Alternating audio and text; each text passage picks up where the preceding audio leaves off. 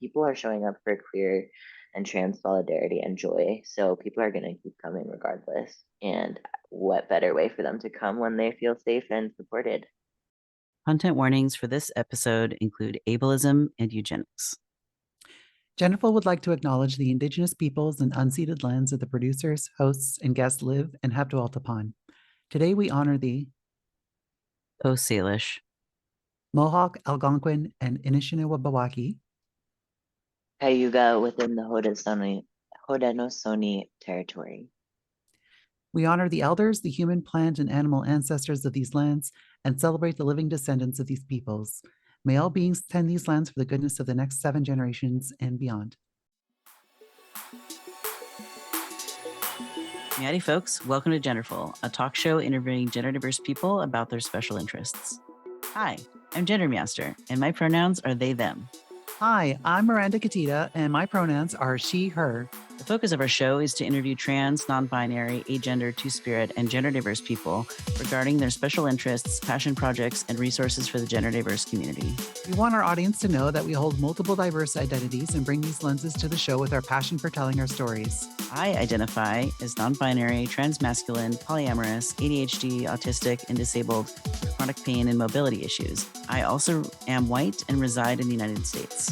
I identify as trans feminine, neurodivergent, queer, and a person of color residing in Canada. We invite you to remember that we are whole people with robust lives, friendships, challenges, and successes. We love and are loved, and we are delighted to share these stories with you. As always, we kindly remind our listeners that no person is a monolith of their identities. Your identities can change over time and are valid every step of the way. And if you think you're gender diverse, you are gender diverse. There's no social or medical prerequisite to be included in the community.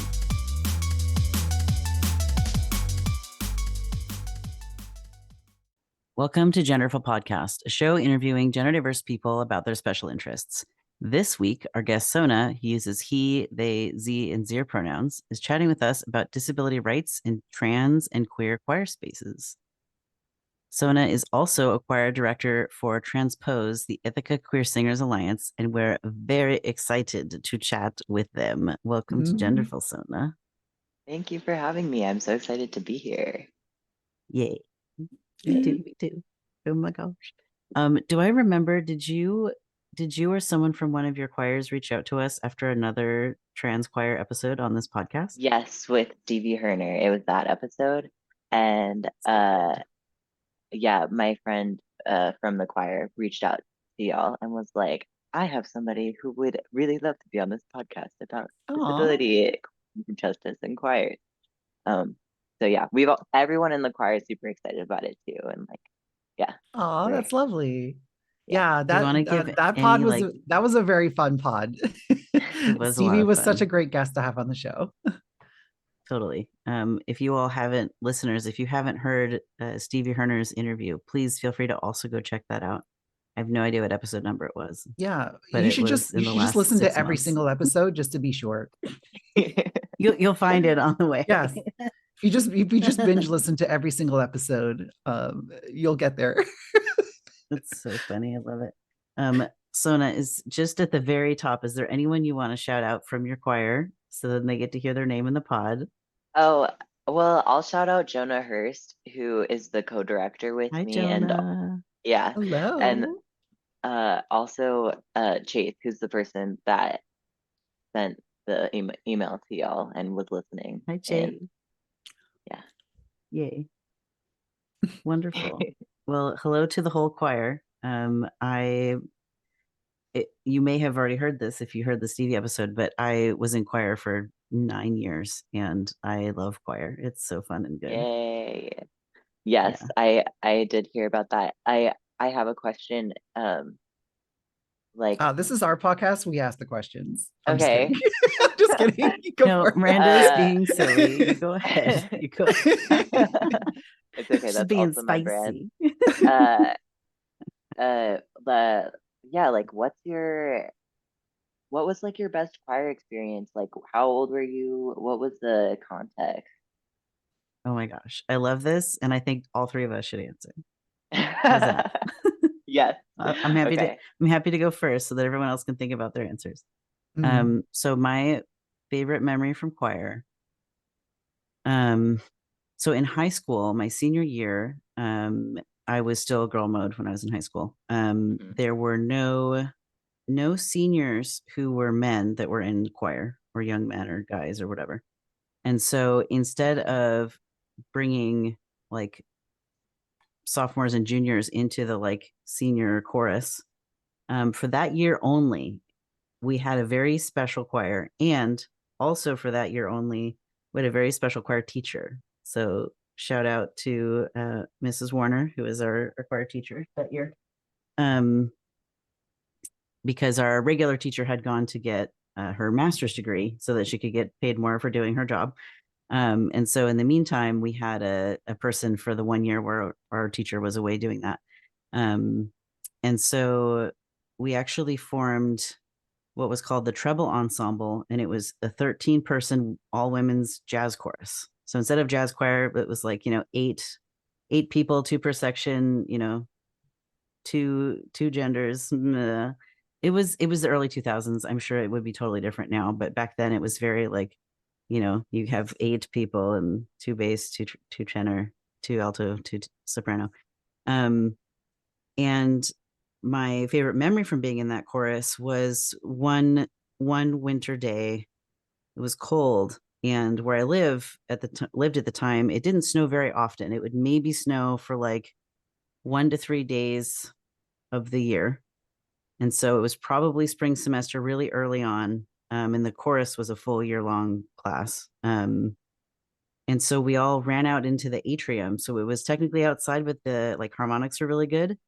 And we sang the song Silver Bells a cappella in like a circle facing inwards at each other. So often choir is outward facing towards an audience, but it was for us. It was just us, for us in this circle. We were huddled for warmth, and we sang Silver Bells together. While the snow was falling like nearby, not quite on us, because the atrium kept the snow off our heads, but you could see it falling in the distance on the field and stuff. And it was just so beautiful. And we were in perfect relative pitch. Someone may have brought out a pitchfork or something so that we could, or a tuning fork, so we could know what our note was. And it was just so like beautiful and intimate. And it's just like this perfect high school memory of like singing and being excellent together. Like just, we were all at the top of our singing game right then. And it was just really nice. So that's my memory. That is so wonderful. So sweet. Yeah. Miranda, what's your memory?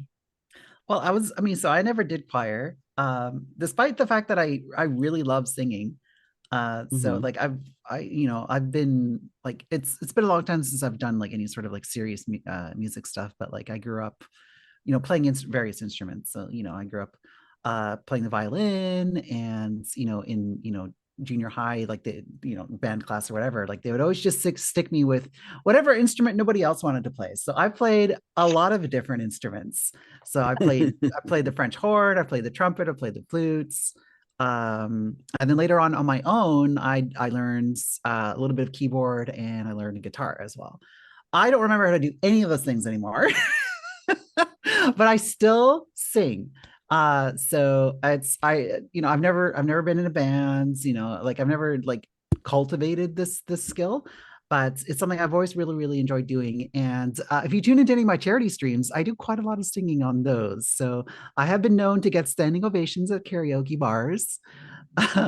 So that's kind of the extent of my like my singing. So but it's, like I said, it's something I very much enjoy. And if you watch some of the VODs from these charity streams, you'll get a chance to see me really go for it sometimes. So and the video I'm working on, I actually I don't know the YouTube content ID system will pick this up or not, but there is a very specific song that I want to include for my end credits that I cannot afford to license, but I'm going to do an a cappella cover of it, and hopefully it slips under the copyright system. So Nice. That's so good. Well, yeah, you're, as I was saying earlier, you definitely are like prime transposed interest material, even though you claim to not have choir experience. I mean, I don't have choir experience. I do have singing experience, but Yes, yes, just not in a formal setting. yeah.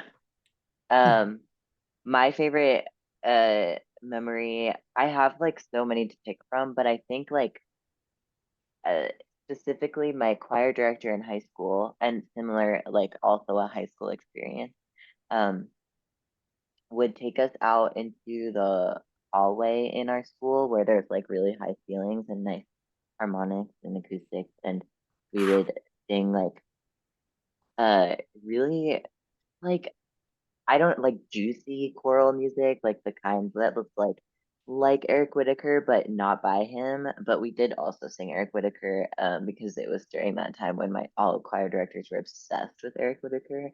Um, but yeah, like just singing in the hallway, like for fun, and knowing that everyone else in my school was like upset that we were singing in the hallway, and we were all so happy to be singing in the Aw. hallway. I have like so many videos in my like library of photos and videos from high school of just like that phenomenon, like just of nothing and just of like the us singing in the hallway. That's definitely like my favorite um memory, and like something that like a feeling I try to recreate constantly in choir spaces that I'm directing. Just like we're here to have fun, and like we don't care what other people think about it. Um, yeah. Yeah, that's I love wonderful. that so much. That's so lovely. I love that like you put a heart in the Zoom chat and no one on Twitch can see it. It's okay. It was for Sona. It wasn't for everybody else. Oh, but I want everyone to know it was there. Aw. So I we have a get couple of mushy about questions. choir. Yeah, we do have a couple of like questions that we'd like to ask all of our guests. The first one being is, what might be the things you can trace back to your youth that indicated you might be gender diverse one day? Okay. What I could think of was my unwillingness to wear a shirt as I got closer to the age of 10, and like having my friends be like, that's kind of weird, and me being like, why though?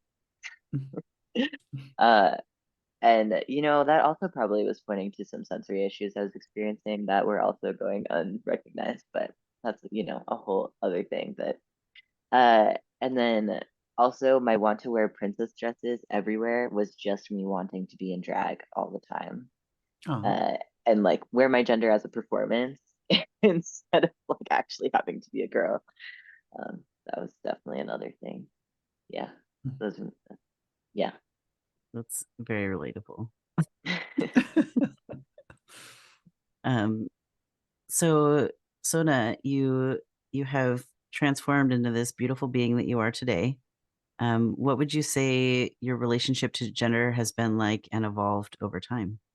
Well, I didn't have any like inkling that I was trans until the pandemic hit. But I did like want to be perceived. I was like obsessed with being perceived as a lesbian because I needed to disconnect from my gender as a part of my identity, and that was the way that I did it, and I like didn't question that at all. Um, and I think when I was first starting to like question my gender, I like was really worried about like having a label to describe it, and like uh needing all the answers right away. And I very quickly learned that that really doesn't matter, but now I like really happily will stack any labels onto my gender and like don't care at all how other people feel about it, because it makes me feel more at home in my own body. And like that is something that I like learned over time of like learning more about my gender identity, and also just like the more I like let go of the labels, the more clear it was like what I wanted to be, and like mhm. what who I am actually, to myself. So Yeah, I mean, labels can definitely be useful. I mean, they're a useful tool. So the danger is when people use labels to be prescriptive rather than descriptive. It's like, mhm. oh, well, you are this, therefore you have to behave like this, or you have to dress like this. It's like, no, it's just I'm using this label because it fits with what I want to be. So right. Yeah, So yeah, and Yeah, I really like that you brought that up because I think I I also it's like that the layer that I have of autism where it's like there are expectations for each gender, like social expectations that I have to Hmm. fulfill, and like that's really overwhelming for me. And then as soon as I was like, Hmm. oh, I don't, that actually doesn't matter to me at all. And then I was like, oh, goodbye. Into Yeah, transness yeah. I go. Absolutely. And there's, there's a big intersection between autistic folks and gender diverse folks. So, Yes. I'm sure a lot of people can relate to that experience. I mean, I certainly can. I mean, for a while, like gender was kind of a performance that you use to kind of blend in with the normies, right? So, Hmm. and then you eventually reach a point in your life where you're just like, I don't, I just want to be me. I don't care. Yeah. So why don't we segue into our special topic for today? Why don't you tell us a little bit about the history of Transpose, the Ithaca Queer Singers Alliance? Yeah. Okay. So Transpose was originally founded as the Ithaca Gay Men's Chorus back in 2009 by Baruch Whitehead. And for a span of around 10 years, the membership was fluctuating from like smaller single digits to around 20 members. The choir was never explicitly just for gay men, despite the name, and anyone was welcome to join, but it was not explicit for prospective members that the space was not welcome, or that the space was not only welcome to trans folks, but actually there were a lot of trans folks in the space already, and it was a very like centering space for gender expansive people. Um, Around 2019, right before the pandemic hit, some conversations began floating around the membership about changing the name in order to reflect the people in the room who didn't identify as such. Um, but it was decided at the time to keep the Gay Men's Chorus title as it resonated with the people in the room, even if they weren't identifying as a gay man at the time. A little while after the group came back from the pandemic, which was in the fall of 2022, which is when I joined the group, there was a continued shift in membership that led to an SATB choral space, which contrasted from the previous BTBB choral space. For those who don't know what those words mean, it's all the ranges of voices or just the lower range of voices. Oh, okay. Um, uh, so after this, so yeah, when the membership was shifting more, there was a need arose that we needed to reflect the community present in the room and to the rest of the greater Ithaca community. Um, and this began our journey of holding community conversations as we rethought what our group was about and resulted in the writing of our mission statement, which you can find on our website, aci.org. Uh, and we wrote that as a community during these community conversations. And this was the first time in the history of the group that we had like a structured community conversation process because we had a lot more members now. We had like probably around like 25 to 30 members at this time, with like 15 to 20 folks coming like regularly to community conversations. Uh, and that led to the choosing of our new name in hopes of helping the queer and trans folk in the greater Ithaca community see that our space was made for them and for their allies. Um, so yeah, and now I was appointed the interim co-music director in the fall of 2023, and I'm still in that position with Jonah Hurst, and it's so awesome. I love it. Now, how would you say is your chorus's leadership different from other community choruses? So there's a lot of differences, and this is something that I have a special interest in. So I'm gonna say a lot of words, Oh, go for but like we literally brought you here for you to info dump about your special interests. So perfect. Okay. I literally We are wrote in my excited for the info dump. yes. I wrote in my notes, heads up, the answers to all these questions are gonna be info dumps. Oh yeah. Go I'm for it. ready. We'd I'm much rather ready. you say too much than too little. So Okay. So the first thing I'll start with is that the leadership does not require anything of members other than to show up to the extent that they feel able, willing, and welcome. And of course, wear a mask and test for COVID beforehand. And that's it. And then the other things are the co-directors are paid equally and we share tasks equitably.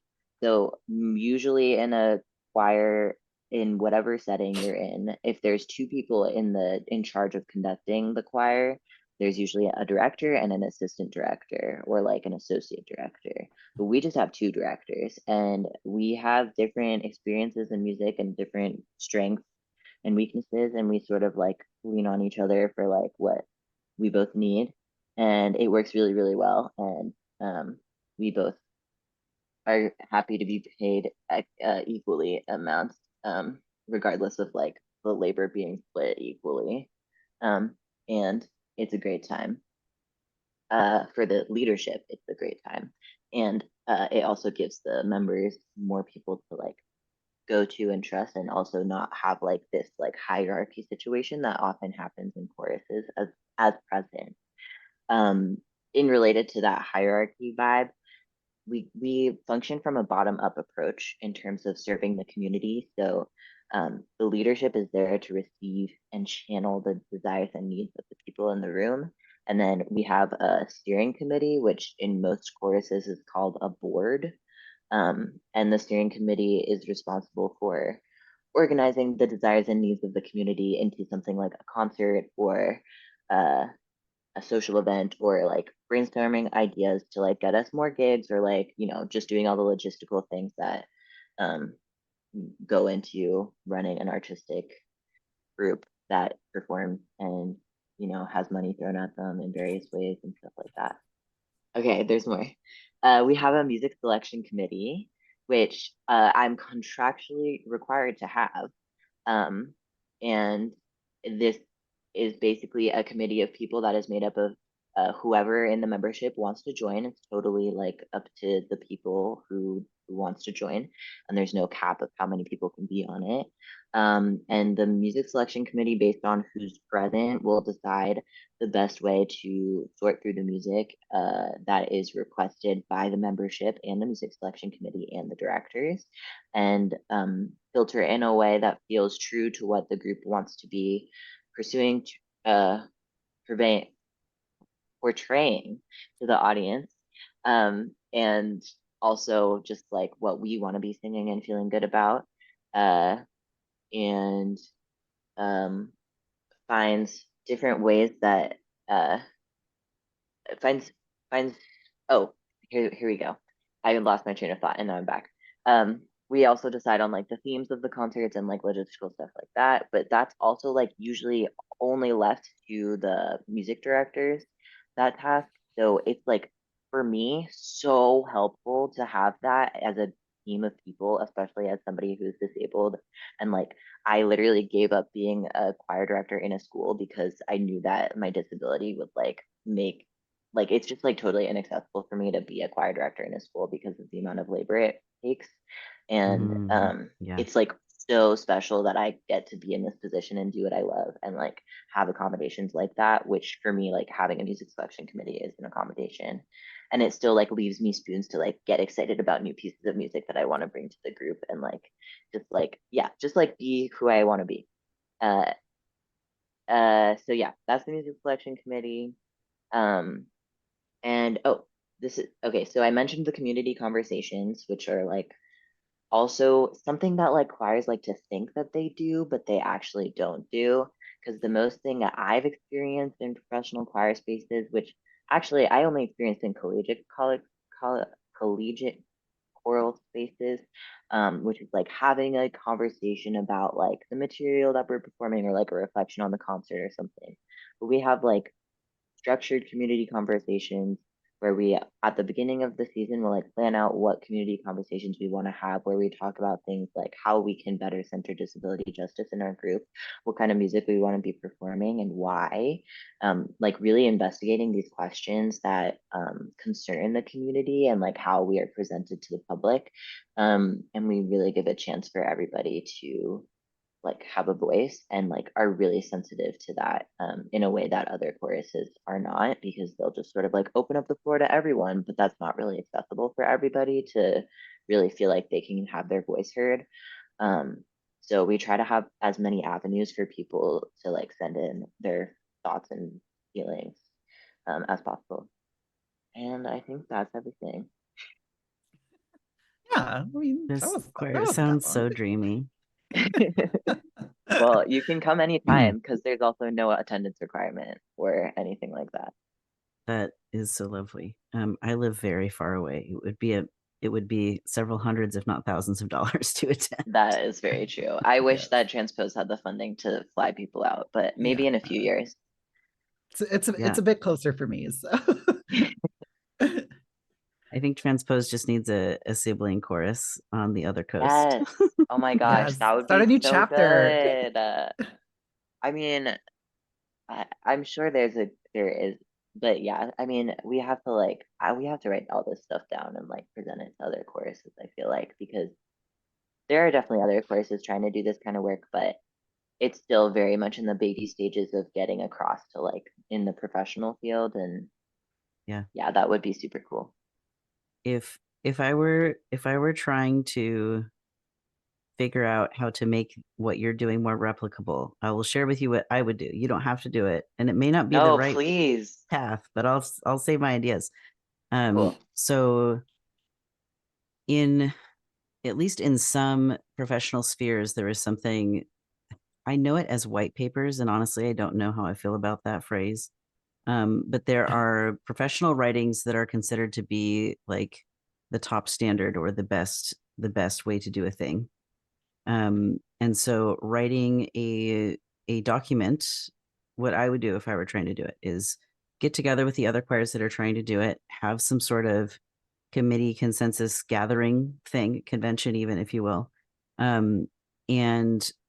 and codify, write down and codify exactly what those recommendations would be. And it may be that you all get together in a big in-person committee to kick it off, and then over a year process, people are meeting weekly or monthly and taking notes and trying to work on different pieces of this documentation, and then releasing that documentation to the greater choral sphere in whatever method that is, if it's sort of a public letter or something, but some sort of mass dissemination of this packet of information. And I don't mean packet like it's a couple pages stapled together. I mean like it is a parcel, it is a unit, however big or short that is. But if all the procedures are really clear, all the processes, the values, and how you actively live those values, right? So it's not just a bunch of ideals. It's actually, here's how you live the ideals from the moment you think about starting a choir until you're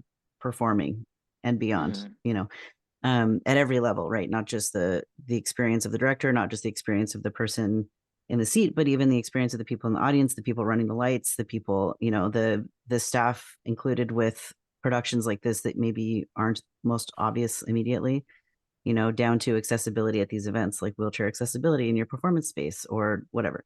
And so then once all of that is written down, sending that out to all the choirs. And so perhaps you will find choirs that are already existing, upgrading their stuff, and maybe new choirs starting, and maybe creating an online community where peers can, like directors, can communicate with each other and figure out best practices and kind of keep sharpening that. And then every 5 years or 10 years, releasing an updated draft of this thing with all the things you've learned since last time, with all these conversations. And then it becomes this ongoing living document that documents how to do this. That's how I would do it. It's a lot of spoons. I'm not offering to do it. I have other projects to work on. But if I were doing it, that is how I would try to go about it. That to me seems like the way that is the most collaborative and open to change. If you look at It's actually, some of these ideas are based on what I've seen they do with WPATH. If you know much about that, it's the World Professional Association of Transgender Healthcare, and it is the guidelines for trans healthcare worldwide. And the standards of care is what the document is called, has been updated 8 times since WPATH started. I don't know what decade that was, but I feel like they've been going for a long time. Somewhere between 50 and 100 years, I would guess. I haven't looked it up, but the standards of care have done things like told insurance companies, doctors, therapists, etc., the ways to support trans people in getting their surgeries and all of that. And actually, insurance companies base their no, I'm info dumping.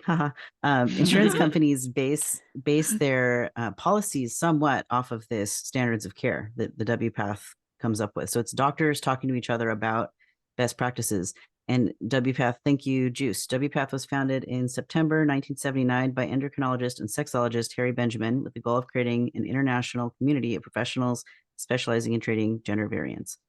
And so when we have seen, this is an info dumping podcast, it totally is, but so when we see that we go from like having to live your true gender out in the world for a year before you can start HRT to that's no longer a thing, to you don't even have to be on HRT to have some or most trans affirming surgeries, because they're just realizing all these layers, like, oh yeah, like some people like physically can't take HRT for other complicated health reasons, but maybe they still want top surgery or some other kind of surgery to be more in their gender and their bodies. And so the ways that trans healthcare has become more accessible over the last 50 plus years is because of WPATH in part, if not in all. But so that type of thing that has that longevity can continue to sort of push the envelope instead of having these beautiful little communities pop up and then fizzle out. And then, 10 years later, someone else thinks of it,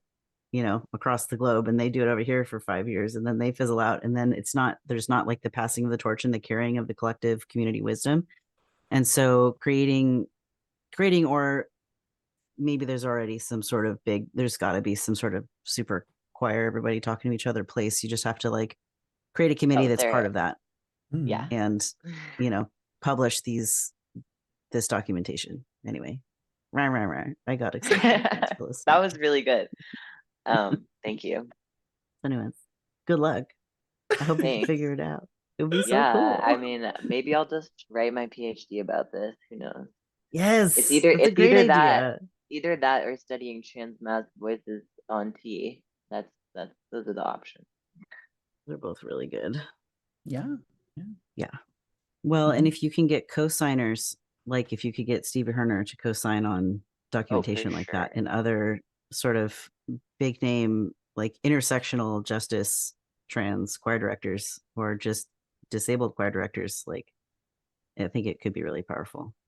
Yeah, that would be really cool. Thanks for the inspo. So speaking of intersectional justice, does transpose still require masks?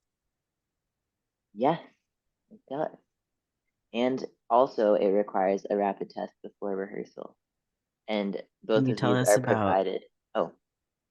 No, you go ahead. Just tell us more. I was just saying both of those things are provided for our membership who cannot access that for whatever reason, and we don't ask questions about that either.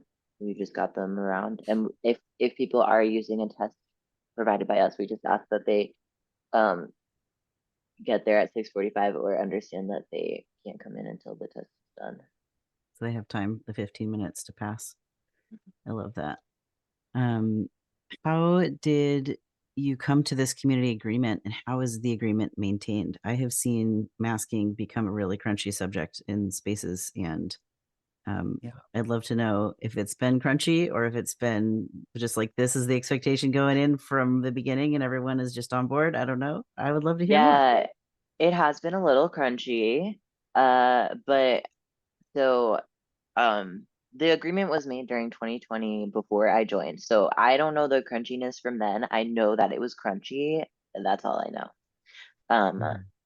And it was clear at the time that singing was a high risk activity. So there was just a lot of initiative, I think, from people like wanting to follow CDC guidelines when like initially the pandemic hit. So anytime later on the question came up again, which it did, the answer was based on the prioritization of immunocompromised and disabled folks in the room who were vulnerable, and based on the fact that it was not or did not feel worth it to the people who don't fit into those boxes to lose those important members of our community. Before our recent change in leadership, our previous director did begin to push a bit for performing unmasked in outdoor spaces, which was quickly shut down because of the fact that, like, I believe this to be very true. It was only shut down because of the fact we have immunocompromised and disabled folks in our leadership team, including myself. And if those people hadn't been present, I'm sure that that push to do that would not have been like vetoed at all. Which would have been pretty sucky because that was around the same time where my circus school was getting rid of their mask policy, and that was rough because that was like also the only place, because this was pretty recent, like this was like in like over like the fall or the summer of 2023. And so most places had not been requiring masks at this point. And so circus was like the last place that I had besides transpose that was still requiring masks and was like something that I did for fun and to be around queer people, because circus is a very queer activity. And it very much is. and so it was very scary at the time for like that question to come up at transpose while I was also being let down by my circus school.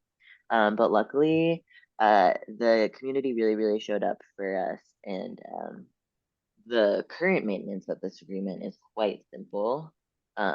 We include a reminder on our weekly email for people to bring a mask and test before coming, and we provide masks and tests for those that don't have access to those, or for new members or people who forgot. And when a new member joins, we have not gotten pushback for these policies, and I do like to believe that it makes people feel held by the community, regardless of their masking practices in their personal life. And I do think that people would resonate with that, that are in the choir. We have had like audience members come up to us and be like, "Why are you masking?" And then the answer is very simple. It's like, "Oh, we're masking to protect ourselves and our community and the audience." And we also ask our audience to mask, and we provide masks for them. And that is another thing that I have not seen any other music performers doing, except for maybe one circus performer who I know. And it's very easy to keep these practices up, and people like don't realize that. Like there are like places that are donating free masks all the time. You just have to know where to look. Usually the health department in your local county, or like an independent living support center will usually have them, and they'll have free tests too. And yeah, it's really not that difficult to maintain at this point. There's like an understanding within the community that that's the expectation, and people are showing up for queer and trans solidarity and joy. So people are gonna keep coming regardless. And what better way for them to come when they feel safe and supported? Wow.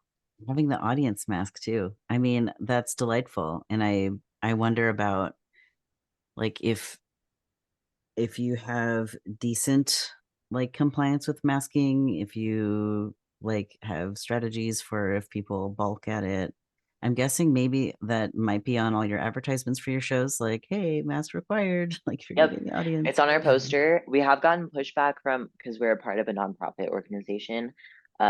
We have gotten pushback from like the board of the nonprofit about the specific phrasing on our posters. But we kind of got around it this time around. I don't know how. Maybe it's because we said they were provided on the poster. But yeah. I forgot what else I was gonna say, but yeah. Yeah. And I would imagine there's a bit of a self-selection there because, as a queer choir, you kind of attract an audience of queer folks and queer allies, right? And I don't think this is a controversial statement, but I think queer folks and their allies are less reluctant to wear masks Yeah. than not. So Yeah, I agree with that. And there are people yeah. that forget sometimes, and like they'll walk in without a mask, and then there's like a very normal practice to be like, "Hey, where's your mask?" And like that's not a big deal. Yeah, of Um, course. Because yeah, and like like yeah, I was just gonna say because like personally, like I in most public places, I mean, I don't wear masks. It's like I'm not immunocompromised. I'm not. I don't spend time around people who are. But if you ask me to wear a mask, I absolutely will. And if I go to like a crowded place, like for instance, like I was just on an airplane a few days ago, and I wear a mask on a plane. I don't like it, but I'll do it. yeah, and I think I feel really glad that I'm in a leadership position in Mhm. this community, and like I can provide that for people because I do have disabled friends who stopped masking in public spaces purely for economic reasons. Mhm. Um and yeah, so um that is like really hard to witness and see. So I'm glad that like Yeah, there's like a yeah, place. because it's one thing if it's like you're choosing to do that, and it's another thing if that choice is made for you because you can't afford it or you don't have access to that sort of thing. So Yeah. yeah, because I'm all for that. Like, free masks for everybody. Like, let's go. Like, COVID is still around, y'all. Like it's not over. so, Yeah. Well, so and I choose to mask everywhere because I am disabled and I suspect that I'm immunocompromised. I don't know for sure, but I have some undiagnosed mystery things that plague me. mhm. Me too. And so I just like, yeah, I don't want to take the chance. Like I already know how hard my life is with my level of ability that I have now, and the thought of becoming even more disabled, having long COVID, being unable to leave my bed for months or years Mhm. because of long COVID, like, Yeah. my wife and I are Yeah, already struggling enough with my disabilities as it is without adding that to the mix for yeah, either of us, to be honest. Like if she went down, it would be like, well, I guess we're all quitting our jobs and Yep. going on fully state funded everything because what do? So Yeah. yeah, And exactly. the other thing is like, and this is sort of like getting into the disability justice stuff, um like I function in the mindset or in the framework of disability justice that like queer people are disabled merely just because of being queer in the Mhm. systems that we're in. And like queer Black folk and other queer people of color are going to also be more disabled by the systems that our society functions within. um and so to, to your point, Meowster, about like, oh, like I don't want to risk getting disabled more, like that's how I feel when I'm serving like the transposed community. It's not just for the immunocompromised and people in the room, it's for like maintaining the living abilities of everybody in the room at the place they are currently at as much as I Mhm. can. And yeah, like I don't want to be a leader in a space where that is not prioritized. well, Yeah. I think we are about halfway through, and I want to make sure we leave time for our break before part two, where we're going to talk more about disability justice. Hooray. More. Yay. Chat is saying things like free everything, down with capitalism, and eat the rich. So there you go. Yes. Free tampons and pads for everyone. Yes. Oh, I did want to respond to that comment. So we have free tampons at my work in the women's rooms. Nice. That's So great. yeah, it's all government buildings now have free women's hygiene products. So In Canada, for those yes, listening and don't know that yes. detail. Anyways, yes. I was so blown away when there was free COVID tests in Canada. Like you can just walk in a pharmacy and say, Oh I want yeah, some yeah, COVID tests, and they will just give you yeah, some. And they don't restrict the quantity. They're just like, help yourself. And I'm like, I could yeah. just take this and walk out with it I Wait, mean, and usually nothing so they'll I'm give gonna you start driving to Canada yeah, then. usually they just give you a you should couple. But I do remember that. like when I was getting mine, like there was a guy Yeah. ahead of me in line and like he had like a bunch of kids and they're just like, here, just take a whole bunch of them. Yeah. Mirami's I'm clarifying. literally They have shook. bins of them available. Pluto is saying in any Shoppers Drug Mart. Yes. Uh, Yeah, they're yeah. Yeah. You can like just go to any they're Yeah. like pharmacy, any supermarket, they'll have them. The So cheapest place wild. for me to get them in Ithaca is at Wegmans for $8 each. Yeah, that's so much. Like, take that budget, just gas money and like food for the trip. Just Yep. Yeah. maybe take some friends so you can go hit up a couple Yeah. of them. A But couple luckily, different I do know ones. the health department gets a shipment like not super reliably because like a few weeks ago there were none in all of Ithaca. But when they do get a shipment, they distribute it to the library and a few other places in town. And the health department will restrict the amount that you can take. But all Mhm. the other places will not, even though it's all the same supplier. So you just have to know where to go. So I have one more related comment, and then we will take our break. Juice says all the COVID tests I have are going to expire in February. Juice, check the, I think it's the FDA A website. lot. Yeah, They the lot have number. extended the expiration date on a lot of boxes of tests. You have to have the lot number to double check. But I remember when I had checked this drawer in my house and my wife had, trying to be helpful, thrown out like 10 boxes of COVID tests that I had stockpiled. And I was like, oh, because the box said they were expired, but if you had checked the website, they actually weren't. Like, they extended it. And part of that just has to do with how quickly COVID tests were made, and they didn't have enough time to, double check and whatever. So anyway, so if anyone didn't know that, that is a thing to keep in mind. It sounds like in Juice's particular case, that's less helpful, but just in general, if people didn't know, they are extending the deadline on a lot of those. So double check before I throw them out. So Sona, in what other ways does your lovely group center disability justice? Yeah.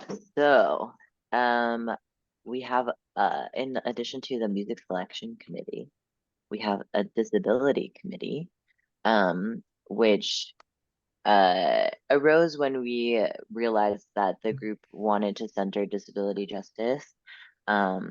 And we couldn't have a community conversation about that every week, so we made a committee for it. And this pretty much provides things like stands for those who request them for rehearsals and performances, like to hold our music, because for some reason choral musicians are the only musicians that have to hold our music with our bodies, which is so inaccessible. And I am in professional choirs that are not as accommodating. And I just performed yesterday in a performance of the Mozart Requiem where I had to hold my music the whole time, and my chronic pain was like screaming, but I literally had no choice. So that is one thing that the disability committee does. And also chairs and like make sure that this is something that I've sort of taken on as the director, but I like assume it as disability committee responsibility because I'm also a part of that committee. But like I make sure that the people that need to take sitting breaks during the performances have their spot in the front row of our risers so that I can put a chair there for them. And they can choose to sit or stand. And like there's again like no requirement for whether or not like why you would need that. It's just like if you ask for it, you get it. What if the Another whole thing that choir asks for it? You just do then one we'll half have circle of one big chairs. half circle, yeah. Or I would probably like workshop a little bit. Like it's a lot of trial and error of like what would work and what wouldn't work, but that could happen. Chairs And on plus-sized risers. yeah. I'm thinking just set up a whole bunch of couches. Oh my God, couches Yeah, are so we would hard to just have sing to from. like we The would have to posture is build terrible. we would have to Whatever, you can build make My it with brain work. like just melted. oh, I mean Meowster does have a really good point. Um that is like a whole Your chest keeps accessibility in on a thing in couch. singing too. You have to Like sit on the you're edge. not You gonna be have to able to sit sing like very this well. to sing. You have to sit on the edge of your chair with a straight back so your lungs have room to breathe for the long notes. Um but yeah, if we were all on couches, we would also need like whole risers in the audience so that they could see us on the ground, which is usually the problem, which is why we sing with risers. So anyway, the other thing the disability committee is trying to do, which we haven't done yet, is like make a disability 101 document for the steering committee and like the newer members just to like have in their folders of like these are the things you should know about disability in this space because it is a space where we center disability justice, and just like a little info dump about it pretty much. And we also like we have plans to like educate our steering committee specifically on, and the larger community, but on like various other disabilities that we know for a fact are in our group, and that need to have more education around. I'm not going to disclose the specific disabilities because I didn't ask for consent, Of course, but yeah. yeah, so that is another thing that the disability committee is in the process of doing. And we also workshop ways we can make our rehearsals accessible to all learners. I mentioned earlier, like we have no requirement for like how much musical experience you have. So we have people in our group that have never performed with a choir ever in their whole life, and also don't want to perform, and like we don't require people to perform. Um, so a few ways that I accommodate the people that have never been in a music setting with like all the jargon that comes with that, is I teach by rote, which is by ear learning. So like I play the music and they repeat it back in short bursts. Um, Okay. I teach with the sheet music also. So I teach the rote music and the sheet music at the same time. So for people who don't like to learn by rote, have the sheet music in front of them. And also the people that can't read music but need lyrics to be able to learn by rote. They have the lyrics in front of them. And then we use other visuals to aid the learning process despite our very low budget for these sorts of things. So I've been using like large post-it notes to talk about like the musical staff and like nerdy stuff like that I like to teach about. Since my degree is in music ed, I like really go ham on like making it kind of like a high school choral music setting, which I really did want to circle back to, because me and Meowster both shared experiences from high school being really positive choir experiences. And I feel like a lot of people in transpose have that experience and also maybe missed out on that experience and really wanted it. So I try to like bring that energy into the space and sort of like heal that part of the community and um, have fun with learning music instead of like making it super confusing and inaccessible. So we'll talk about solfege, which is like do re mi fa sol la ti do stuff, or we'll like um I'll talk about like a rhythm system, and I'll like have visuals for all this stuff. And we recently got a projector, which is very exciting because now I can make PowerPoints and it's really fun and I can make them really colorful and Wow. gay. So that's really great. Uh, and okay, I have a whole list that I'm reading from. Oh, we also provide part tracks for all of our music, to aid in the learning process, especially for the songs that we're performing, but also for the songs that we don't perform, which we also have, just for people who are like get easily overstimulated or overwhelmed during rehearsal and like forget everything that we worked on and need like extra help at home. Um, we So have like you no have attendance. Oh, recordings of all the yeah. parts. Luckily, a lot of music is on the internet already as part tracks, so we'll find those. But I do think it is more accessible, and this is like my own personal philosophy, and I think other people probably share this, but I do think it's more accessible to have an actual voice singing the part track instead of just like a keyboard or a MIDI track, which is usually Oh what's yeah. found on the internet. Mm-hmm. So I have made a lot of the part tracks for the group myself. And also, I kind of have a team of part track makers that I'm like, hey, we need part Yeah. tracks by like this date. Do you Can you have get the it to me? range? Do you have the range to sing all the parts? Not usually. It depends on the piece. I cannot. My voice only very recently dropped to this range, Mm. so my instrument is not fully like able to navigate through its breaks yet because I haven't spent enough time trying to do that.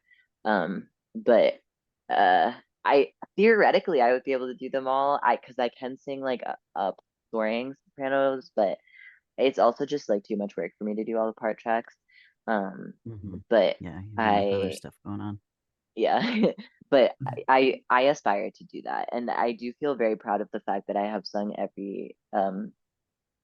uh every part in the choir like throughout my life because I started as an alto and then I sang soprano and then I sang tenor and then I sang baritone slash bass and now I sing tenor again. Um, That's so But yeah, Also, and then another thing that is like related to that is that you don't have to sing any part that is assigned to you. Like you get to pick the part that you want to sing, and we'll have a conversation with our members when they first join about like their voice, and we'll like do voice sings that we now call voice check-ins, which is basically just like an opportunity for our members to sing um in front of somebody who can help them like learn more about their voice. And also gives a chance for the directors to like hear the individual voices in the group and like understand just like where people are at and what they need, and also like talk about what range they feel the most comfortable singing in, and like what they want their voice part to be called, because some people don't like to be in a group of like altos or tenors or basses or anything like that. They just want to be like 1, 2, 3, 4 or another system of talking about it. So we try to be sensitive to that. And I know that we're talking about disability justice, but I also think that as I talked about earlier, I think like trans and disability justice pretty much go hand in hand Yeah. with when it comes to this sort of thing. Um, we have no attendance policy and no audition. Um, the no attendance policy was like there was some crunchy times, I'll call them, with our previous leadership. But I'll get to that at the later question. Um, but yeah, so there's literally no expectation for you to come ever. We're just happy for you to be there whenever you can. Um, and we found that like not requiring attendance means that there's actually better attendance. Maybe that's because of the Mm. amount of PDAers we have in our group, because it's a queer group and there's a lot of autistic people around. So if we're not telling them they have to be there, they're more likely to come. Um, I don't like, but I think it's just because people PDA feel meaning more safe. pathological demand avoidance chat. If you Yeah. didn't realize, that's what we're Yes. referencing. Or I or didn't realize. persistent or persistent demand for autonomy is another way to describe it, which I prefer. Mm, Um, I like that better. Thank you yeah, for that reframe. I like it. yeah, it's so much better, right? Um, yeah, okay. The another way that we center disability justice, which I think is really important and like helped us move in a much faster direction in terms of like establishing all these things within our community, is that the leadership are open and responsive to feedback. So if a disabled person comes to the to leadership and like is like, actually I like this wasn't accessible to me at all, or if it's just like a member of our community who doesn't identify as disabled, um, we will respond to that immediately pretty much and like try to accommodate them as much as we can. And that has like helped create this culture of responsiveness and like centering disabled people's needs. That is like, I think, very unique to this community. Um, and along with that, there is like a conflict resolution skill within the community that is apparent, and I believe stems from like practice during the community conversations that we've had, because that has brought up, I'm going to keep using the word because that's how my brain works. It's brought up a lot of crunchy times, our community conversations, because people have different opinions, and like queer people are always going to have different opinions from each other. And that's like a totally normal and like Of course. welcome thing in our community. And like we really embrace that diversity and like have worked on skills to like navigate through moments like that and make sure people's voices feel heard while like still prioritizing disability justice and various other justices. So yeah, uh, this creates an environment where um, the disabled people in the room feel safe enough to be themselves loudly and stand up for themselves, because the leadership have continuously shown up for them. Mhm. And then the last thing I have is that we embrace and celebrate a variety of learning styles and experience levels. That's pretty much a TLDR of it. Yeah, no, that's amazing. And if we want, just to circle back to the kind of like the conflict resolution we were talking about earlier, I'm sure this has come up, but I mean, do you face backlash, ableist backlash from members within the group? So in my experience, there's not a lot of backlash from members that aren't in the leadership. Maybe that's because we still haven't fully deconstructed the hierarchy that is inherent in all choral spaces of like the leadership and the membership, because we're still working on that. Or maybe it's just because of the environment we've created while I've been there. There's definitely like still like casual ableism a lot, but that is pretty hard to get rid of. And we try our best to like stand up to it, but like, you know, people are people in this world. Yeah. And but I will say, uh, as mentioned earlier, before our recent change in leadership, uh, most of the backlash came from our former director wanting us to unmask at outdoor performances and wanting us to control attendance and performance readiness, um, which that actually led to the shift in leadership. And I'm not going to disclose more information than that. Oh, that's But fine. what I will say is that both of these wants and needs in a choral director are not unique to this situation. It is very, very normal for a choral director to want that sort of control over the ensemble, because there is this sort of feeling that it reflects on your ability to be a good director if the performance isn't where you want it to be. That's like a really prevalent phenomenon in choirs across the country. And I wish it was less common than it is, but unfortunately, I've seen it way too many times to not talk about it like this. And I don't think And that's something that's unique to choirs. I think anyone, like a lot of people who are in leadership positions that, manage a team of people, how well the team does is a direct reflection of them as the leader, right? So, yeah, yeah. but we did like when we were able to overcome that and like say like, oh, actually, like we don't need to require attendance at all. We are acknowledging the reality that you can't control people and they don't want to be controlled. So even if you try to control them, like you're not going to succeed in that. And so we've had a lot more like love and success without having any attendance policy. And it works really, really well. Um, And what other kinds of performing arts do you do? Uh, so I do circus. The main things in circus that I enjoy the most, is doing silks, which are the fabric from the sky. It's Oh, an okay. aerial apparatus, so I'm climbing it. Um, and then I also um do lyra, which is the hoop that Okay. hangs from the sky.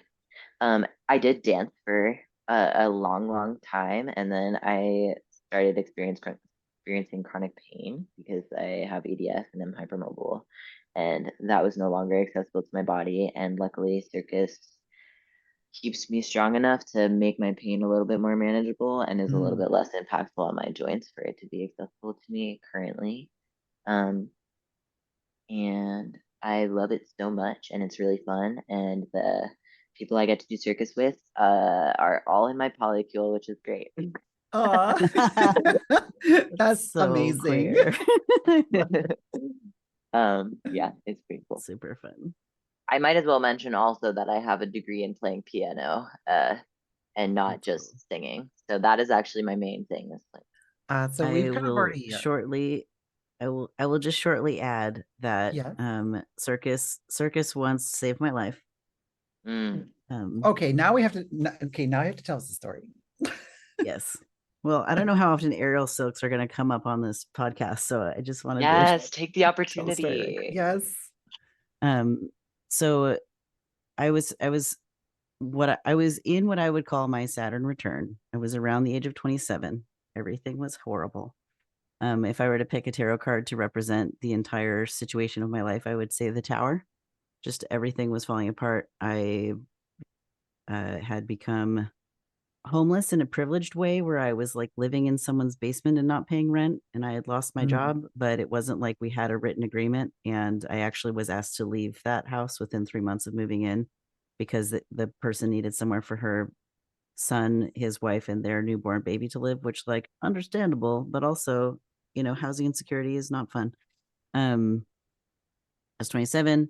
I was sort of homeless, couch surfing. I had was on medical leave from my job because I got injured at work. And so it was a really challenging time. I think both of my girlfriends and I had broken up, so I had like a big polycule explosion. Everything was terrible. Everything. Romance, work, housing, everything was terrible. The one good thing was Neferkitty was alive and well and with me. That's the only good thing that was happening that month. It was so bad. And it was December and it was dark and rainy.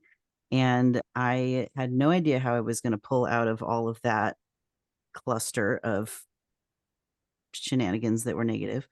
And I honestly don't remember how the invitation came to me. I feel like it must have been a friend or a friend of a friend, but I was invited to come to the rehearsals for this circus show that was going to be happening for 3 weeks, a 3-week long run in December in Seattle, in like a professional circus, like on Fifth Avenue, like at the big performing arts center. People pay good money to go see this performance, very fancy, whatever. But somehow I ended up like in the green room 2 weeks before the show went live, and they said that they needed someone to run lights for the show. And they were like, well, we can't pay you, but like, if you want to be around and included, like you could run lights for us. And so for no money, I was in the circus for, 4 or 5 weeks running lights. And that meant I had somewhere I had to be every day. It gave my entire week and time of that moment in my life a lot of structure. The show was called Love and Gravity. So if you go look through news things, you could find what year that was and what year everything was terrible. But it was a stunning show about love and love lost and human resilience, and all told through aerial silks and other circus arts. I think there was the big sear wheel that you do on Yes. foot, but some of the most stunning pieces of the show were all aerial based. And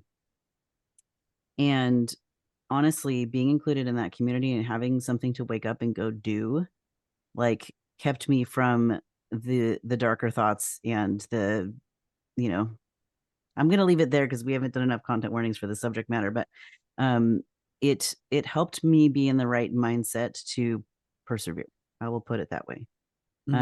So I really do feel like the ways that especially queer community, especially performing arts communities, can just really love people up and understand that it is so often that trans and queer people are going through stuff like that, right? The tower card, just your whole life falls apart and you may or may not have access to your ancestral wealth or like your friend groups or whatever. Because so often queer people are traumatized because we're queer and therefore different. And so then we can do lateral violence with all that trauma and everything explodes and it is terrible. Anyways, so yes, the being included in just like, it was just like a cue would happen and I would push a button. Like it was the same button every time, but it didn't matter. Like, I think maybe I was doing music instead of lights, and it was just like a iTunes playlist or something. But like, maybe the other person was doing lights and that was more complicated. But yeah, I just being involved in that just totally saved my life. So 10 out of 10 would recommend anyone who's interested in circus get involved because it's very cool. Yeah. Circus is cool. Oh, that's such a great story.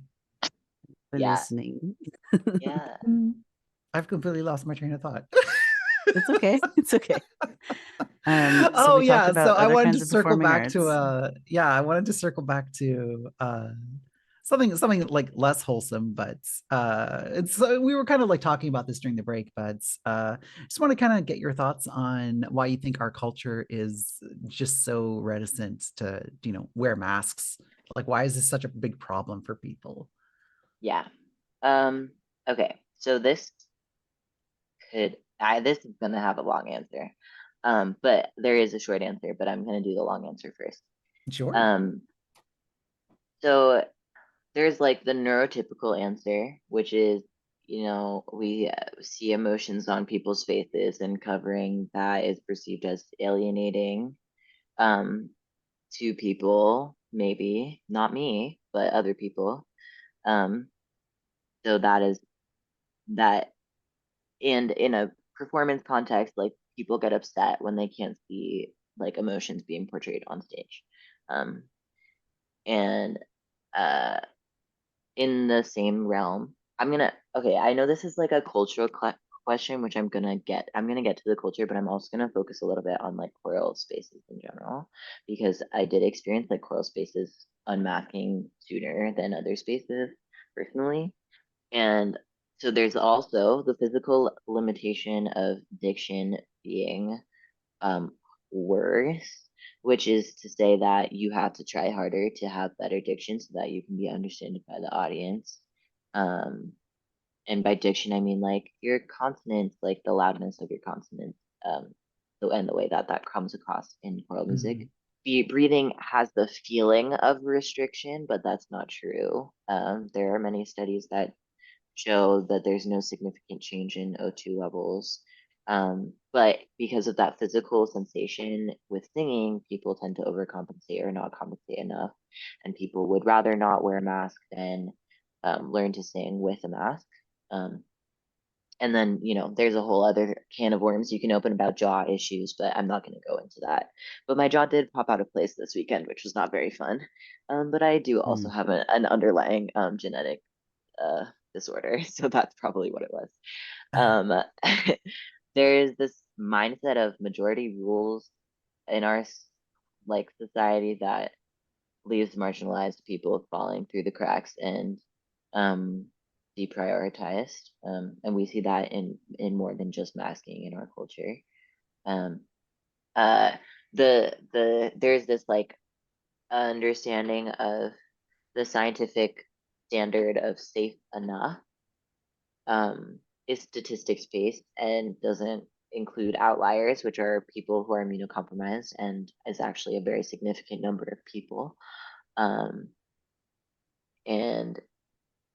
it also doesn't factor in what we were talking about earlier, which are like the long-term impacts of more people getting long COVID and impacts of retracting COVID over and over again. And like there's more and more studies coming about like showing the similarities of like how HIV and COVID similarly attack your system and like get into all your different systems of being without you knowing, and it's always there, and it could be worse at any second. So like that just kind of gets brushed under the rug because of that like safe enough vibe that people function at. There's a want to return to normalcy, which is related to like group denial, that we are in pandemic conditions and wearing a mask is actively interrupting that thought pattern or coping process. And like seeing somebody wear a mask actually interrupts that. So like what we were talking about earlier with like when there's that exchange of like, oh, do you want me to wear a mask? It's like that person is confronting the fact that they themselves are not wearing a mask, even though we are in fact still in pandemic conditions. And like that can be uncomfortable for a lot of folks. So they would rather just be in spaces where people are not masking and not have to think about it. And that is like a real coping mechanism that people are using.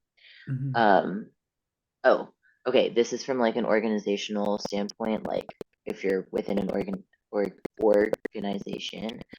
like what is the responsibility of an organization to protect its membership, and that becomes a liability problem. And when the government mandates got like gotten rid of, it got put back onto an individual basis because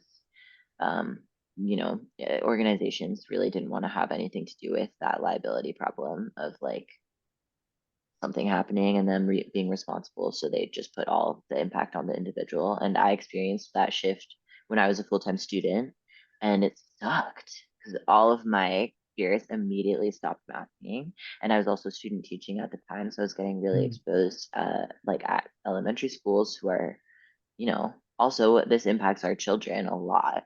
And we're seeing a huge pediatric health crisis right now, but people would rather just, it's really hard to get kids to wear masks, so people would rather just not try to get their kid to wear a mask. But yeah, so the healthcare industry determining it's safe enough led to becoming individual responsibility, which paved the way for everyone's ableism to kind of shine pretty brightly, which is what I experienced in my years in college. And this is again related to everything I said, but like people are tired of feeling endangered, and especially in the world that we live in right now, like people are just tired of feeling like the world's falling apart, and they'd like to do anything to not feel those feelings. And the privilege of getting to forget that we're in a pandemic is not masking. And the last thing I have written is that people don't like being told what to do. Yeah. I mean, I like, so on some levels I get it. Like I get like not wanting to be told what to do. I also like get the whole like pandemic fatigue thing, but at the same time I recognize that that is a very privileged position where I can say that, because like we were talking about this in the break before, where it's like um I'm not really like, I live by myself. I don't interact with other people in real life, so it's just like I'm only risking my own health. So, and that is very privileged on my part, where I can make that choice for myself. But like, as a society, we're leaving some people behind. We are leaving the people who are immunocompromised. We're leaving behind the disabled, the vulnerable. So like, yeah, the government can say like, oh yeah, we don't need to wear masks anymore, and then everyone stops wearing masks, and then it's just like, is that really the best choice, or are we just kind of caving into this like desire to, as you said, return to normalcy? Yeah. So, And I mean the government saying all of that in my perspective as a human is like totally related to capitalism. And I'm assuming the people that were like down with capitalism in the beginning at the chat are like with me on that. Um but yeah, like the government was in a recession and was like, hey, we gotta get back to normalcy. And the way that we can do that is by telling you all that you're actually safe when you're not. mhm. So yeah. Yeah, it's just Yeah, so it's a really like, good, I'm an really economist, important so point. we like to talk about perverse incentives. So that is the case of a perverse incentive, where you're sacrificing the public health, you're sacrificing public good for the sake of, I'm going to use the term economy, but like, I could speak in more precise terms, but if I just say economy, everyone will kind of understand what I'm talking about. But so, but yeah, and yeah, like I was saying before, like, that works for a lot of people, but a lot of people that super doesn't work for, and we're leaving those people behind. Yeah, me, I'm those people. I'm who's getting left Yes. behind Me when people Yeah. are too. So like, masking. when I go visit Meowster asks me to wear a mask for a week, I will absolutely do that. And if you have disabled people in your life, if you have immunocompromised people in your life, and you're going to be in close proximity with them, just wear a mask. It's not that hard. Just do it. Yeah, I will say like also, you know, immunocompromised people exist in like we want to exist everywhere. Um, Mhm. Yep, like, that's true. the grocery store, the bars, you know. I wish Mhm. I could go to a restaurant. I had to restrain myself from cursing just then. Um, like I miss it a lot. And there's a really good Ethiopian restaurant in Ithaca that I haven't been able to eat because they only have one chef and they no longer do pickup orders. Um, Oh, Oh and no. I found that out the really sad way last night. oh Um, no. but What if you yeah. like wore a mask, you ordered it, and you brought your own takeout container, and you just No, rebox it and then pay and left? we literally Are you were gonna do that, serious? but then we didn't have spoons to do that because I had just performed in a That's fair. concert. But yeah, Oh, I fair. I Super plan fair. on doing that because I want them to so bad. Um, I have deep and passionate feelings about masking, and I'm trying to not make this entire podcast about that one topic. So, I think it's super um, fine. I think it's important. yeah, it's important, and I'm also like in therapy about my anxiety around COVID. So I need to not dwell Yeah. there too much because I'll just Yeah. like And I did want to respond go to off something the that deep Gothic end. Pluto said in the chat. It's clear. They said that they wish the burden of asking people to wear a mask wasn't put on us. It's so emotionally exhausting. And yeah, that's one of the reasons I offer to wear a mask. It's like, so they Mhm. like, so the person who's impacted by it doesn't have that burden of asking. It's like, I will Yeah, offer. It's like, do you want me to wear a mask? I'm happy to wear a mask. Like, yeah, it's not in a position. Like, I'm happy to do it for you. yeah. I I am curious, Sona, have you heard of or seen anything about like masks that are specifically made for singing in? Because I Yes. heard Okay. that from Yeah. Stevie, but then I was like, I don't know how to look this up. I don't know where to find this. I would like to know Yeah. more.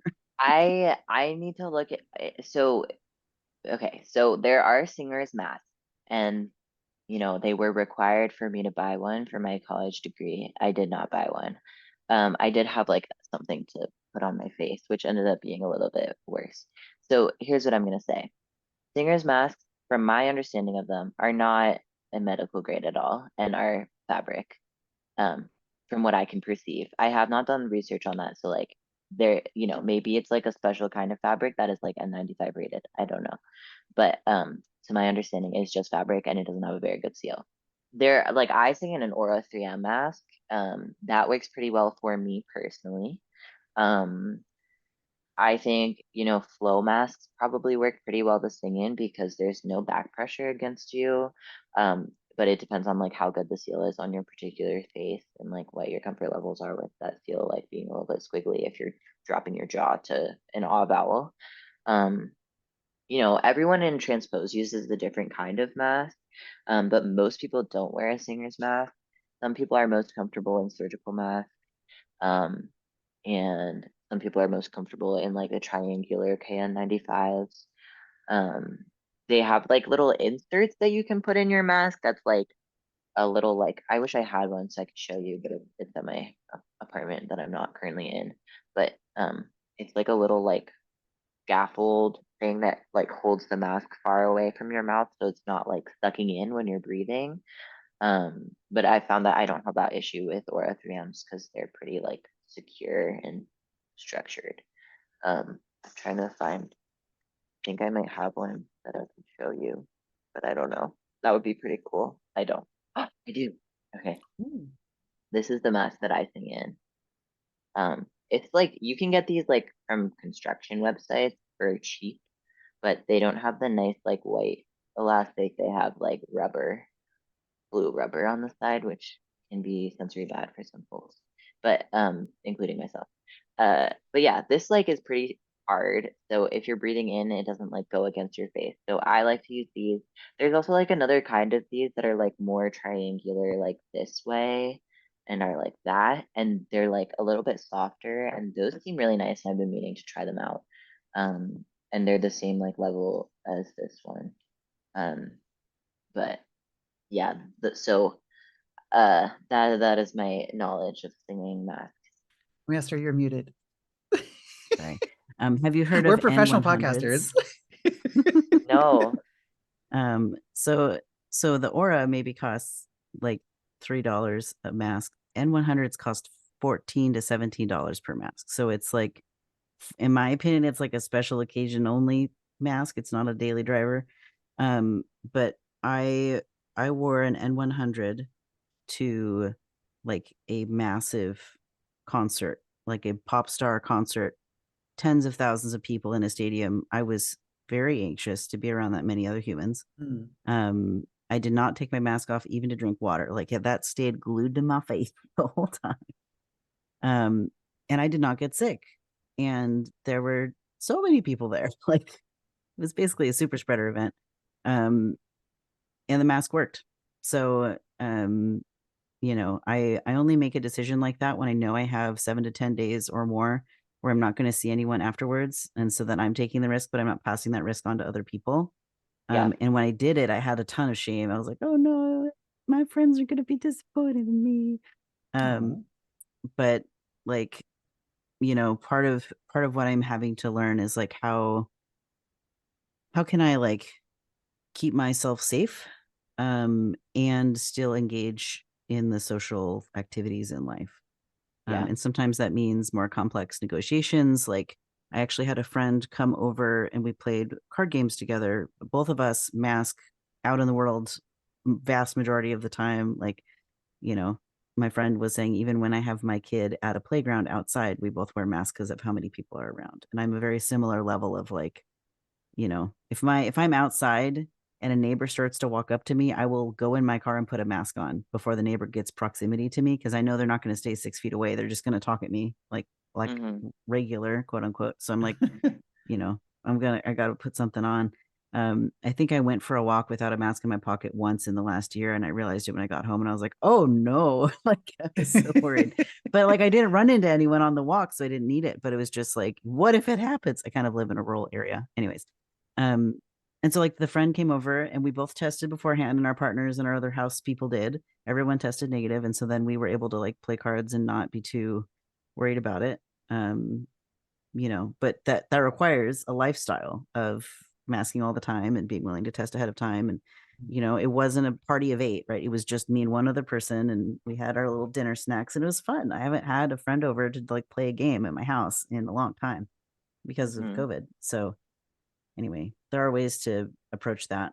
But yeah, the N100 is a thing. You can Google it, everybody. And if my friends who are even more advanced with the COVID research than I am remind me that the mask seal is more important than the amount of particulates that it can weed out.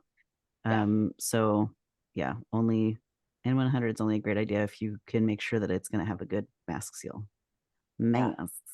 I was gonna say something. Oh, my me and my polycule had a gathering recently, and we sent the information about it like a month in advance, where we were like, please test 2 days beforehand and day of. And that was great. And we were able to have like an almost party. And we don't like parties, so it wasn't actually a party, but it was like a gathering of people to celebrate a birthday. And that was like the first time in a long time that I've experienced a gathering like that. That was pretty cool.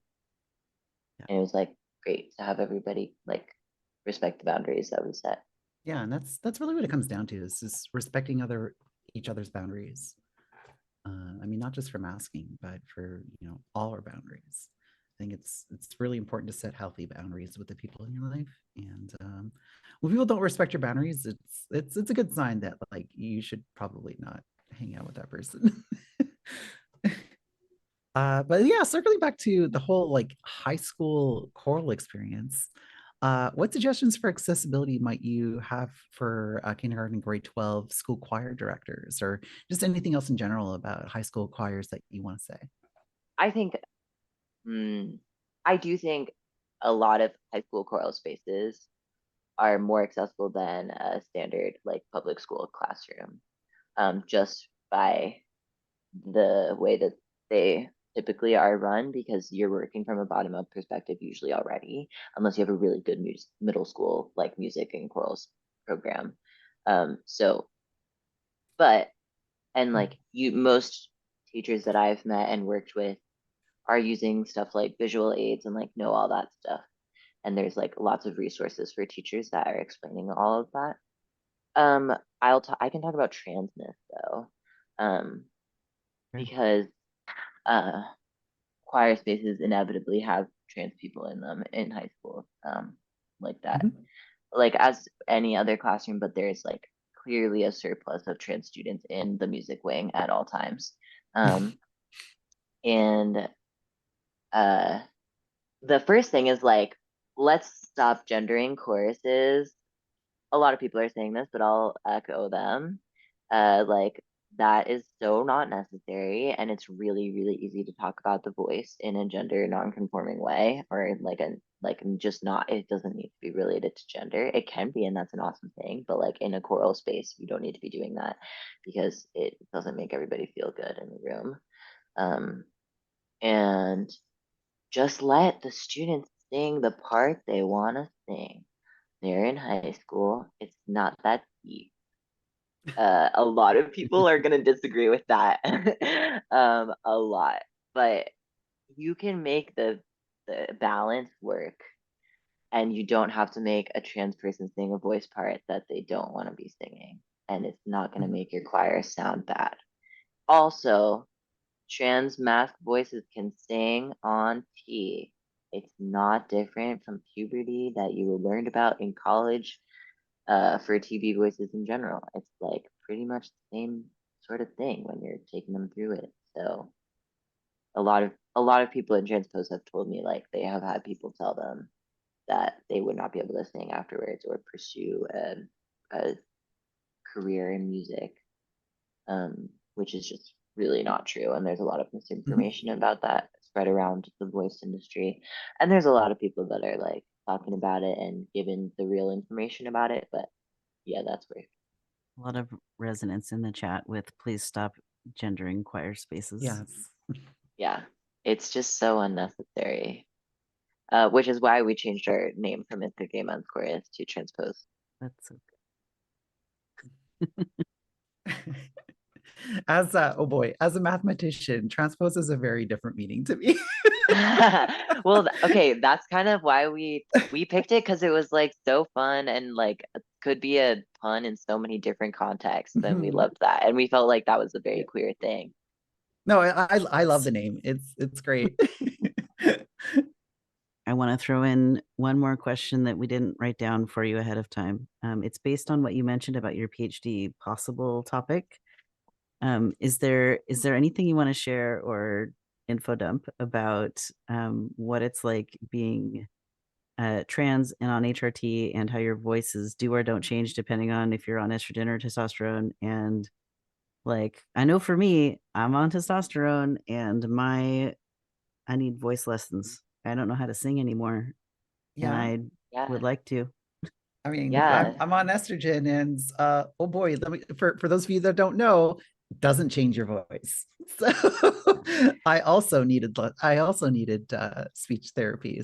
So Well, and I um, mean, like, I want singing lessons, yes, yeah. yes. and I know for you it's So more speech therapy. So it's Mhm. yeah, yeah. I will happily input up about this. So I'm gonna focus on trans mass voices because that's where my interest is, specifically because the instrument itself is physically changing, and you have to navigate that. And it's actually like I've talked to a lot of other trans mass folks about this. Like, it's there's like a grieving process that you go through when you're a singer and your voice is changing. Because um, Mhm. for me personally, and the people I've talked to, like I didn't experience dysphoria from singing. I experienced dysphoria from my speaking voice. And like it was like that was like the main reason I went on HRT was because of my speaking voice. And Yeah. that trade-off was like a decision I had to make, especially being somebody who was studying voice. And it was really scary. And you mourn your old voice because you know the instrument and you know what to expect and you know how to navigate it and you feel like you finally got good at it. Singing is really hard. It takes a long time to feel like you sound good, unless you're like Yeah. naturally talented, like some people are, but not me. And it's just an instrument you have to learn, and the physical sensations change drastically when you Mm. are on T, specifically. And like for me, my voice dropped like really, really fast. And I wasn't Mm. expecting that because I purposely was on low dose testosterone to like prevent that, since I knew I was Mm. like getting a degree with a secondary major in singing. Um, and so I was trying to like make the transition as slow as possible, but that didn't end up happening. And it was really overwhelming to learn a new instrument. And I will say, like, I think it would be really cool if there are resources for like trans mass folk that are just free resources that are like singing lessons for people that want to get to know their voice again. The other thing that I have sort of found in discussing these sort of things is that, and this is not research backed yet, um, but like the voice actually, it's not a totally different instrument when it changes. It like when you're, especially if you're transitioning as somebody who already feels grounded in their vocal mechanism, like you know how the vocal mechanism works, you know how to use your breath, and you're not entering the instrument as totally new. However, like the sensations are different, but once you learn them, it actually will start to feel very similar to how it felt pre-transition. Um, and the thing that I've been noticing is that the places that I feel most comfortable in my range right now, which really don't sit in a comfortable place with between baritone and tenor, um, like I can sing tenor notes, but it's really hard, and I have to be in my falsetto a lot. And if I sing baritone, I feel really tired really quickly and can no longer sing the low notes after like a specific amount of time in rehearsal. And I'm in like 2 hour long rehearsals. So tenor is the part of choice right now. But the range that I feel most comfortable in is the range that I actually was most comfortable in pre-transition, just an octave lower. And I think that is something that resonates with a lot of other trans masc folk that I've talked to about this phenomenon. Is like there our voices don't really fit into like the typical outlines that choral music is written in. And that makes it really challenging. And this kind of relates to Phoebe's work with like changing lines in choral music to be more accessible to trans folk, and like being that in that like sweet Torah spot that everybody can sing in comfortably. Um, Mm-hmm. and so I just think that that's really interesting, and I'm really interested in like the physical, like actually researching like the physical changes that are happening and how those are different from like uh a TB voice that transitions like in first puberty, like in middle school, and like what the differences are, and like if there are true differences. And like I think also, you know, it's pretty clear that there's like a trans masc voice timbre, like the way that it sounds is very different than what other like TB voices sound like, because of like it's almost like a brassiness or like a brightness. And maybe it's because we are not trying to talk like cishet men. Um, like, you know, Yeah. I I wonder barely if it's have. inflection from decades of like girl mode, quote unquote. It's definitely Mhm. inflection, but also like it is a specific brightness and position of the larynx that affects how we sing. Mm. And I've noticed this a lot in like other people that I feel like my voice also sounds like. And I think that is a big reason why there is this belief that you can't sing after transitioning on T, because people just haven't heard this timbre of voice. Like all like it's a very well understood thing in like voice studiers that sing. That was a very funny way to say that. Um, that like baritone is a different timbre from a tenor, and like there are different colors of baritone, there are different colors of tenor. You know, like there's like the coloratura soprano, there's the lyrical soprano, there's the you know, uh dramatic soprano. Those are all color descriptors of like what the voice sounds like. And the trans masc T voice is like a new color that people haven't heard before, and so they think that it Mm. just means you can't sing, which is not true. Um, so yeah, I'll leave it at that. But I'll let you know when I publish my dissertation, and I'll make sure Mm. you have access to it.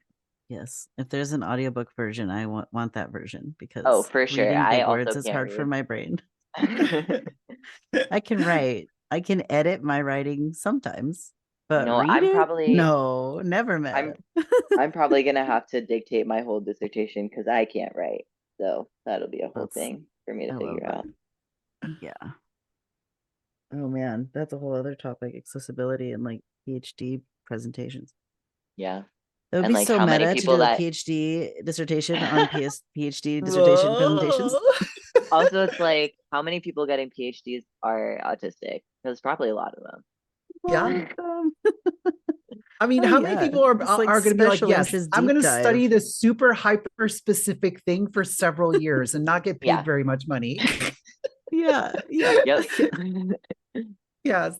I mean, that's like, I intentionally did not do a PhD because I was like, no, I don't want to be in school until I'm 40. Yep.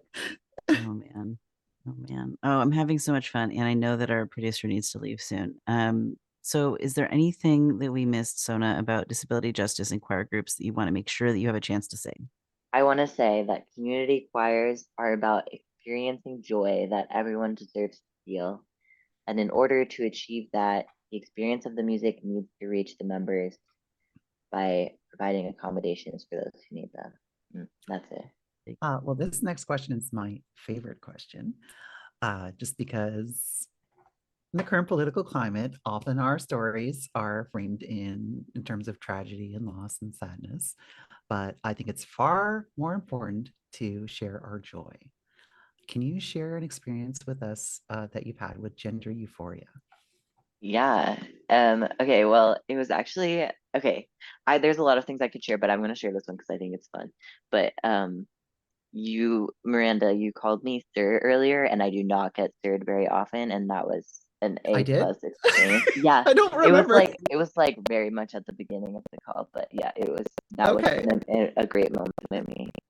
I think I might have No. done it by accident.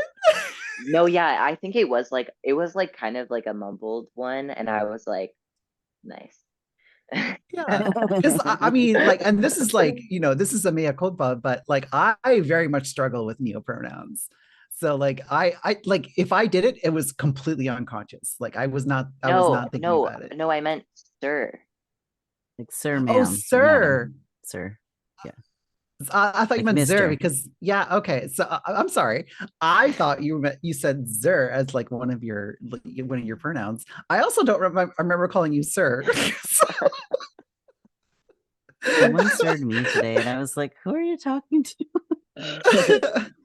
It's not Okay. binary. It's like I I'm guess not like man flavored in my head. I've just gone into like podcaster Okay. autopilot mode, and like there are no hands on the steering wheel right now. But yeah, that's my answer. Oh, well, I'm happy that I was unwittingly a part of your gender euphoria. So lovely. All right, final question for today. What would you like to make sure that folks know about your perspective on gender and non-binary, trans, and or gender diverse issues? My perspective is that there are no rules, and I find rules overwhelming and restrictive, and I think yes, there is a place and a time for rules, but I don't think when it comes to gender, like we don't need rules for that. Put them away. That's my perspective. This is gender country. There are no rules. Yeah, anarchy for the win. Nice. Okay, well, lovely. Folks, Sona is a trans-masked, non-binary ADHD choir director committed to creating safe spaces for queer disabled folks to enjoy music making. Transpose, Ithaca Queer Singers Alliance, is on Instagram at Transpose Ithaca. I actually went and followed their Instagram while the show was live because I was like, ooh, I want to see more later. And there's really cute pictures of happy people singing. And also probably queer art because your posters are very artistic and I bet queers made them. Yes. Big nods. Queers did make them. So go check out the Instagram. And you also, Sona, you have your own Instagram I'm seeing, Sona minus Yeah, that was pretty MINAS. good. Yeah, it's the beginning of my last name, which is Minasyan. But yeah, so you got it. Wonderful. Well, here's this week's clatter query that you, our audience, can answer on our social media platforms. What are your communities doing to keep disabled and immunocompromised folks safe in the pandemic? Hooray.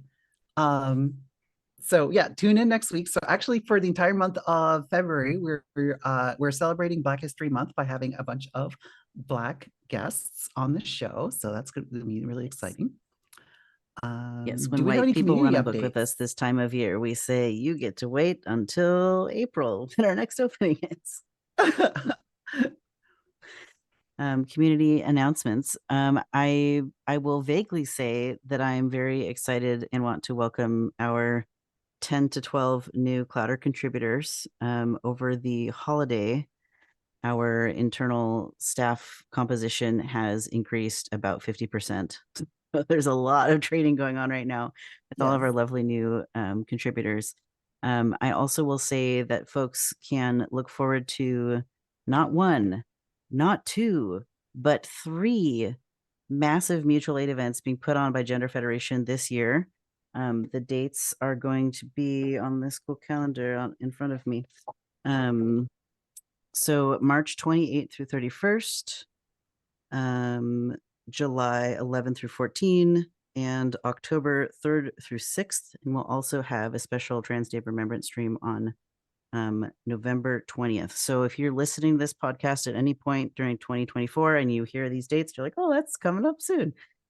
We always need help moderating those events, keeping track of donations, and we do need Twitch streamers also for those events. So If you're interested in getting involved and participating in any of our mutual aid activities, we work together for trans, queer, and disabled people to get their needs met. We often will do medical mutual aid for folks that need trans affirming surgeries, but we have also been known to do some stuff around support with housing and other similar crises that can pop up for folks. So if you would like to participate in these events, it's a great way to get to know your fellow streamers that care about intersectional justice, which is what we've been talking about all day. We would love to have you join us. Reach out to the GenderMeowster team. You can either join the Discord server and talk about it on your welcoming ticket or the GenderMeowster Discord server, or you can show up at a Twitch stream and say, hey, or you could email or DM me, but the more prolific this stuff gets, the less available I will be by direct message, and you should probably contact us via our group avenues of communication so that it doesn't depend on me getting back to you. But yes, we have a very exciting year planned, and I hear rumors that friends want to throw a mutual aid event for me, maybe in July, which I have feelings about, mostly gratitude, but also the fear. The fear of the spotlight. It's different when you're the one receiving the money. I don't know.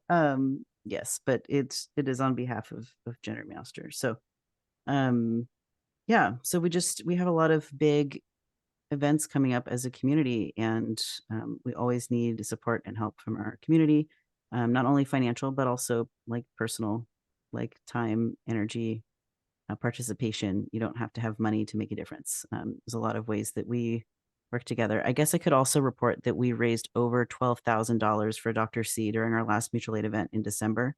And last May, Kames Mutual Aid, I think, raised somewhere in the neighborhood of $17,000. So these are not small events. These are potent happenings that are, it's like riding lightning. I don't know how it happens. It's a mystery, and then magic happens, and I'm just humbled every time. So join us for the mystery. It's cool. It's a fun adventure. Yeah. Do you have any other community updates, Miranda, that you want to share?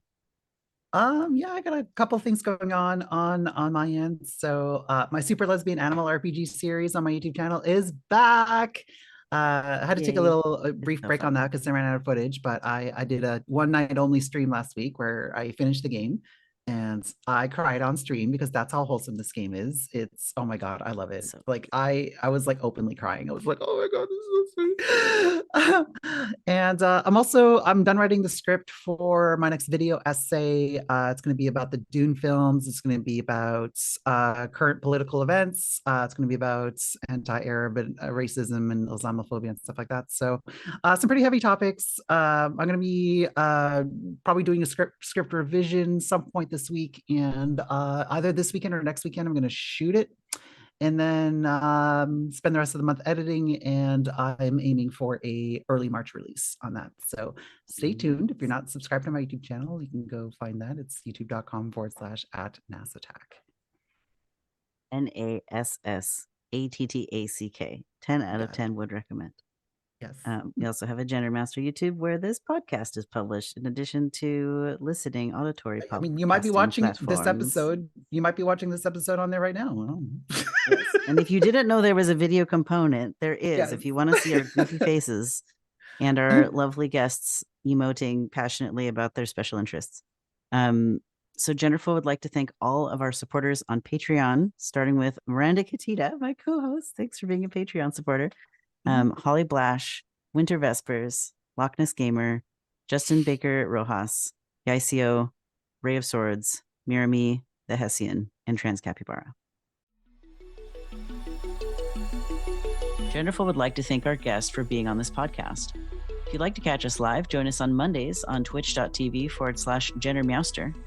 Show notes will appear in the edited versions of the show on Fridays on both YouTube and podcasting platforms. If you have a question you'd like the host to answer, or are gender diverse and would like to request an interview, please send an email to genderfulpodcast@gmail.com or sign up via the website at genderfulpodcast.com. As a gender diverse community, the Clouder wants to assure our listeners that we are prepared to moderate our spaces. We will get positive and negative feedback on these shows and topics, and we have a moderation team on our channels, socials, and Discord server ready to deal with this. Please join our Discord server at discord.gg/Meowster to meet the community and get a regular digest of Solidarity resources. You can also support us with subscriptions on Patreon, following and reviewing us on your favorite podcasting platform, or engaging with our posts and content on social media at GenderfulPod and at GenderMeowster. You can take a few minutes to rate the show. We will post any 5-star reviews on our socials, so get creative. Mention a special interest of your own, a project you're working on, or even say hi to your comfort person in your review. What power! This show is made possible by volunteers, tips, and subscriptions. Shout out to the folks helping us coordinate guests, edit the podcast, moderate the live chat, and post on our socials. Here's our artist credit. Genderful is hosted by Miranda and GenderMeowster. Genderful's pre-show is wrangled by JuiceTex. Genderful's live stream is produced by Mirami. Genderful is edited and mixed by Transgriffin and FreeRangeMegs. Genderful's promos and thumbnail graphic are designed by Transgriffin. Genderful's social media is managed by Kainsey. Genderful's theme song is called Hope by FreeRangeMegs, also known as Soma. The current GenderMeowster logo was designed by Siptopia. Genderful is the intellectual property of GenderMeowster. All rights reserved. Trans rights are human rights. That's right.